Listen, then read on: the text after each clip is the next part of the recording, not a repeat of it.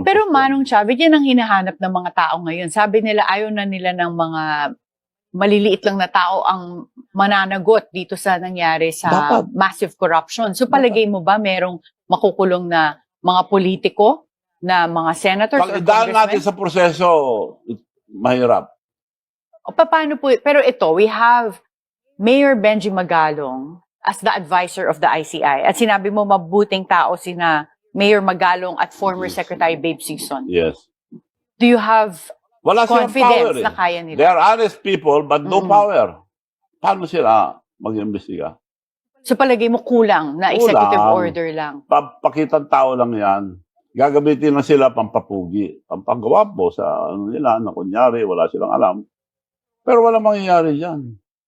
The only way, kako nga, ang gobyerno natin sobra ng bulok. Parang kotse yan, hindi naandar. Pa-overhaul mo, papalitan mo na ng pyesa, hindi pa rin naandar.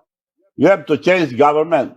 Ang suggestion ko, it should be a meeting.